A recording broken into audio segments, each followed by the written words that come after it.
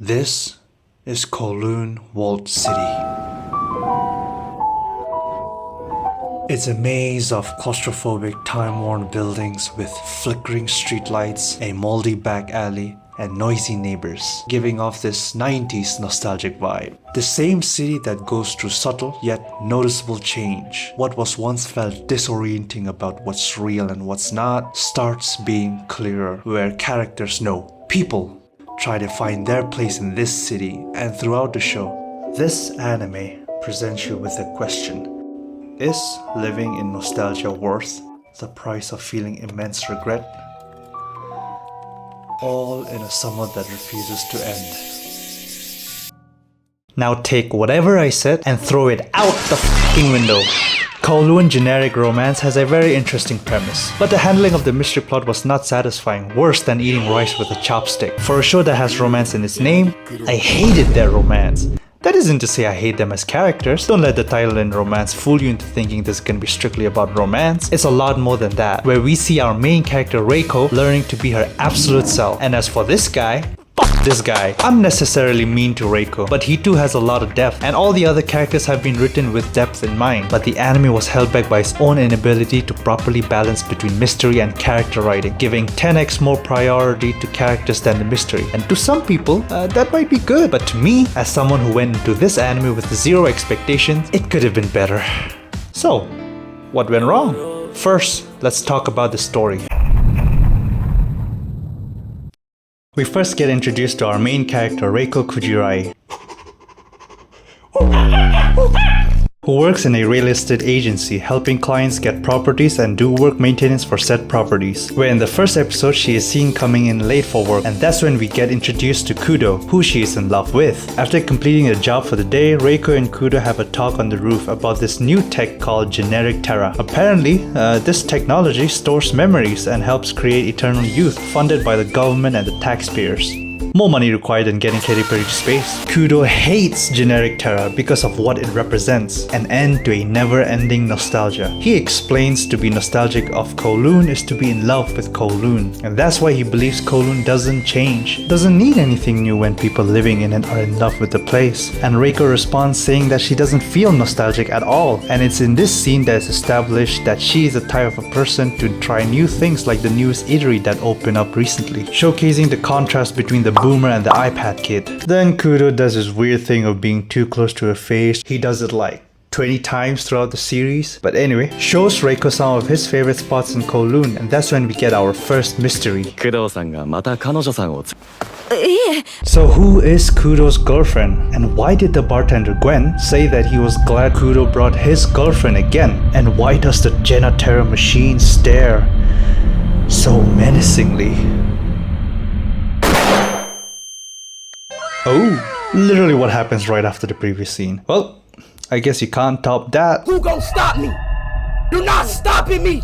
If we the last two people on Earth, who gon' stop me? That was a wild ass way to end an episode. 僕がこの店で撮ったじゃないですか。あなたと工藤さんの婚約祝いに。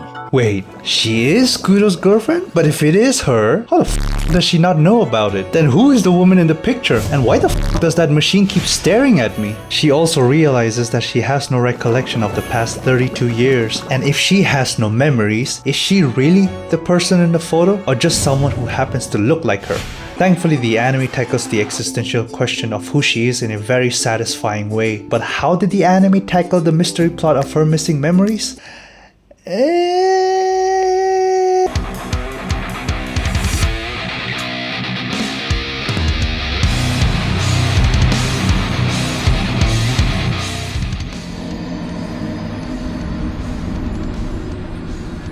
So she talks about her missing memories on the photo with a complete stranger who happens to be a really good listener. Yaome, the listener, in response, advises her that her past doesn't matter and that she should strive to be her absolute self by doing the things she wants in the present, whether that be eating in the new lemon chicken spot that was opened recently or choosing to love Kudo regardless of who she was in the past. And that sounds like a genuinely good advice, until you realize that she has missing memories, literally not knowing what the f happened over the past 32 years. You cannot just brush that off so casually. Thankfully, Reiko has some sense and still wants to find out who the woman in the picture was, all while taking Yaomei's advice in stride and is now on the path of becoming her absolute self, which is absolutely beautiful to see. Yaomei eventually tells her to just ask Kudo directly and then comes up with a hypothesis where the Kujirai in the photo, Kujirai B, experienced amnesia and the current Kujirai, yeah, I'm not gonna call her that, is the Kujirai B with amnesia, an entirely different personality. And Yaomei further hypothesizes that it kinda makes sense that Kudo hasn't told Reiko the truth because it might risk complicating things and is probably just waiting for her to remember. But like, I'm no doctor or anything, but the last thing anybody should be doing to a person suffering from amnesia is to just leave them alone to figure things out on their own. That doesn't feel like a very responsible thing for Kudo to do, but it's just a theory, so I guess I can let that slide, but it definitely took me out from the show. But I'ma say let him cook. So now you'd think our current Reiko Kujirai would ask him directly about the picture and her amnesia, right? Nah, she asks him if he feels nostalgic seeing her and he says yes, and he does his weird thing of being too close to her face again. Of course, mysteries aren't solved in just one episode. They leave breadcrumbs of hints everywhere before we get to the answer. Otherwise, One Piece just wouldn't work. So she and her two friends go to a hospital to schedule an appointment that was offering a free checkup for people interested in looks maxing. Because Kudo made fun of her for having crow's feet. But is this crow's feet in the room with us right now? They then go to find a bartender, Gwen, who took the picture to get more information, but he quit his job a few days prior, and our current Kujirai, instead of asking Kudo about the picture, tries cosplaying as Kujirai B to get Kudo's attention, but things don't go as planned and Kudo gets pissed and leaves the room, and he then soaks in the rain out of sadness, and our current Kujirai decides to not cosplay as her anymore. Powerful moment for our Reiko, showing her slow progress towards her absolute self. You can see that the anime is giving more emphasis on characters while moving the plot ever so slowly. Could be faster, but it's okay. I still let him cook. And what I really like about this anime is that emotional disputes or misunderstanding gets resolved very quickly because they both talk about what happened like mature adults just the next day. Reiko then goes back to the hospital for consult, and that's when we get introduced to Miyuki Hebinuma, this Orochimaru Lukune. Asks her questions about her family and she responds saying that she doesn't have any memories of it. She will literally tell her amnesia to random strangers she meets except the person she is supposed to be telling this to. It started getting frustrating because it isn't like she can't tell Kudo about it. He's literally her co-worker. But again, I'm gonna let him cook. Continuing from here, Orochimaru explains that wrinkles are a result of daily life and hers are different because it looks like it has always been there since her beginning, and added with the fact that her memories are missing, it's possible that her memories were never there to begin with in the first place. And he brushes that off, saying that what matters is that she exists here and now, and Reiko gets absolutely harassed, once in the hospital and second time in her workplace. Who gon' stop me? You're not stopping me! I swear to God, there was absolutely no point in this scene. It wasn't even like he was romantically interested in her. Anyway, moving on. They're both gay? Then he gets berated by Gwendolyn for just existing, talking about how Kujirai B's memories are getting trampled on. And then Kudo says this.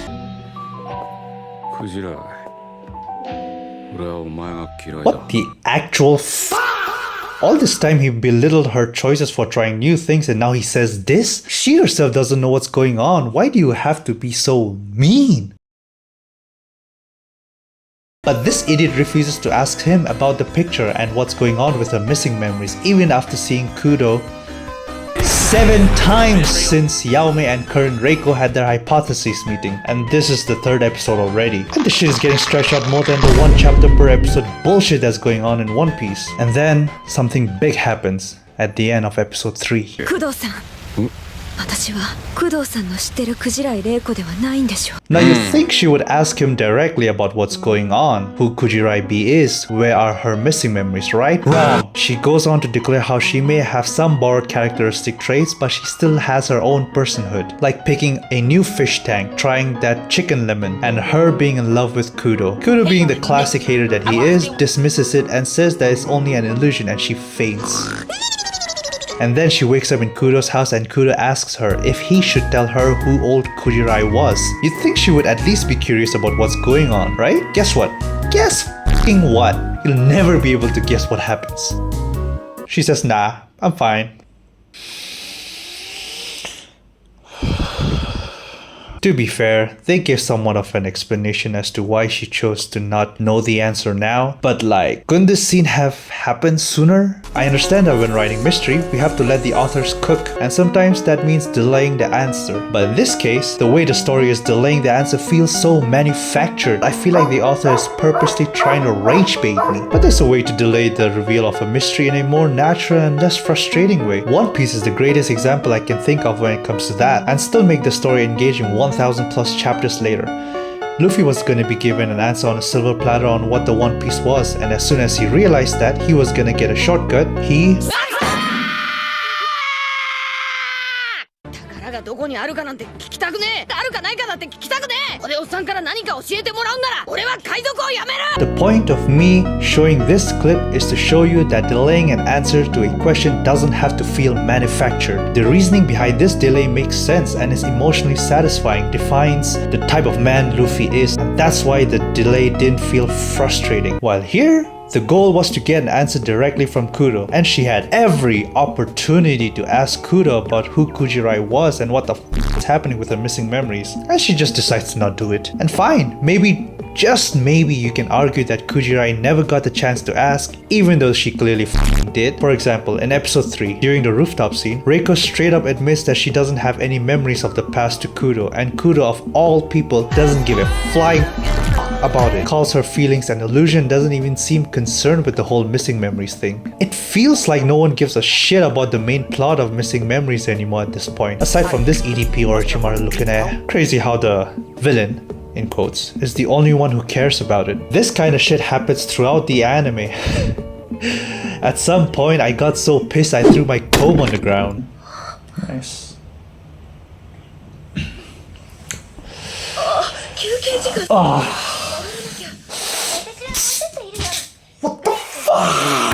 Wow, I didn't know I could make that kind of sound. So this is what I wrote in my notes. Holy f***ing shit. I legit just threw my hair comb because they keep delaying this plot revelation. What the actual f***, man. This is one of the main reasons why I dropped the show in the first place, because we don't even have a f***ing breadcrumb. Just unenthusiastic hand job.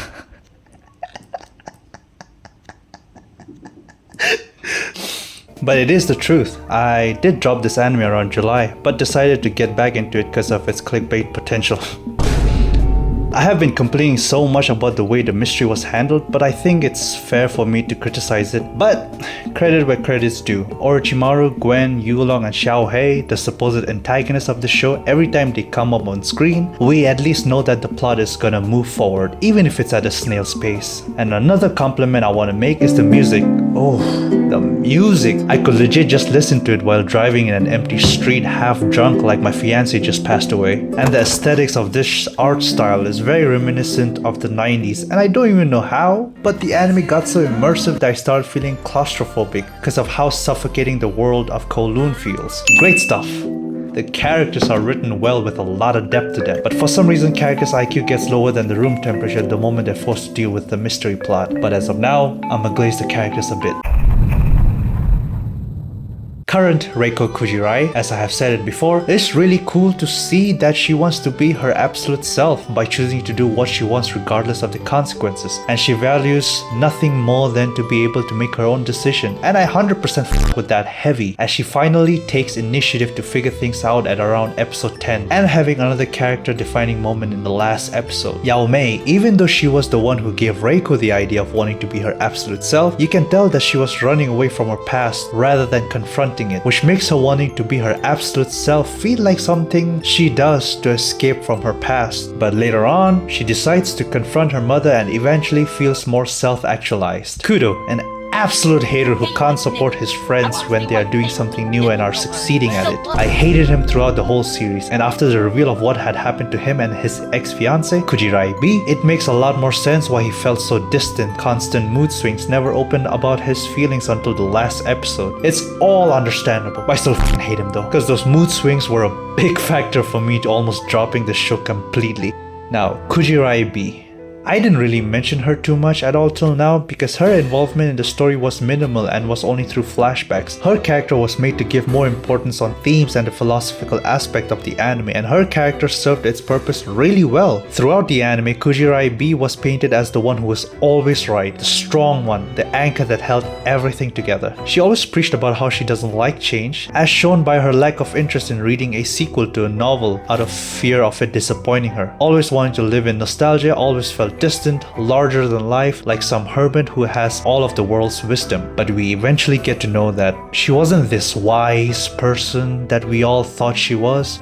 And it's through bits and pieces we get to know that she was never open about herself to Kudo, her fiance. Similar characteristic traits as our current Kudo, all while suffering from insomnia. And if you connect her traits to someone who might be suffering from depression, it all starts to make sense. The anime never explicitly stated that, but there is enough evidence for it. The fact that she basically does a coin flip of whether she dies today or lives the next day to cure her insomnia without ever telling Kudo or anyone about it, that's gotta mean something. And ever since her passing, Kudo realized that he never truly understood her, and to the very end she refused to show her whole self, which led to him feeling regret, turning him cold, distant, and allowing himself to be engulfed in nostalgia, never allowing for a change to happen. Miyuki, Gwen, Yulong, Xiaohei, all of them have this level of depth written to them, and all these characters are connected by strong feelings of regret, wrapping up all the themes of this anime into this one very simple question. Is living in nostalgia worth the price of feeling immense regret? 6.5 out of 10. Thanks for watching, subscribe to me, and you will get $1 million in your account within the next minute. Till next time, see ya.